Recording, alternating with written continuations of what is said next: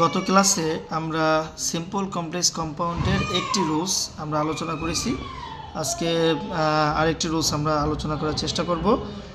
প্রিয় শিক্ষার্থীরা, তোমরা সাথে থাকবে এবং যদি ক্লাসটি না বোঝো, এই রুলসটি না বোঝো, তাহলে তোমরা আমাকে নক দিতে পারো।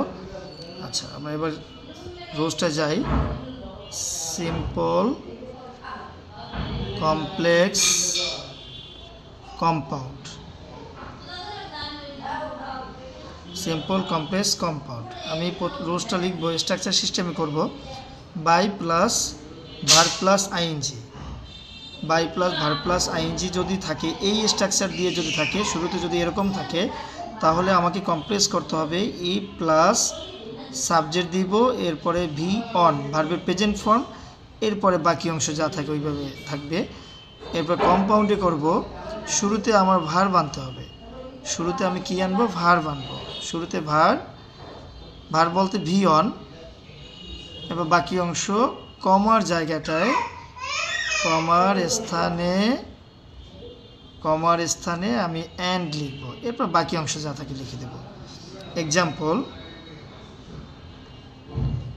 এক্সাম্পল হচ্ছে number 1, by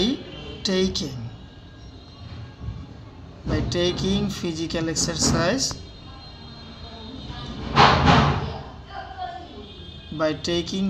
exercise, you can keep fit.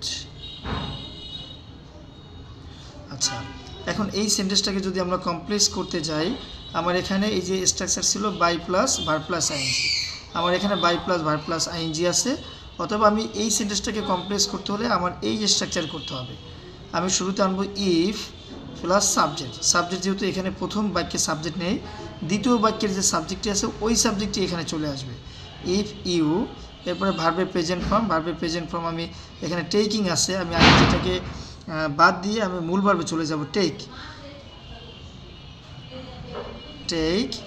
এরপরে যা থাকে, তাহলে এখানে আছে if plus subject plus V one, এখানেও আমার if plus subject plus V one, বাকি অংশ যা আছে খুব ওইভাবে লিখে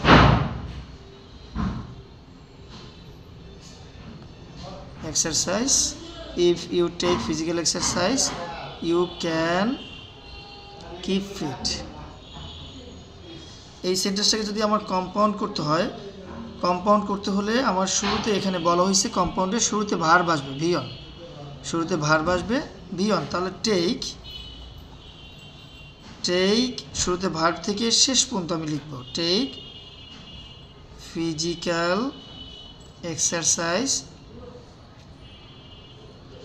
কমার স্থানে অ্যান্ড, আমি কমার স্থানে অ্যান্ড লিখব, বাকি অংশ লিখব ইউ ক্যান কিপ ফিট।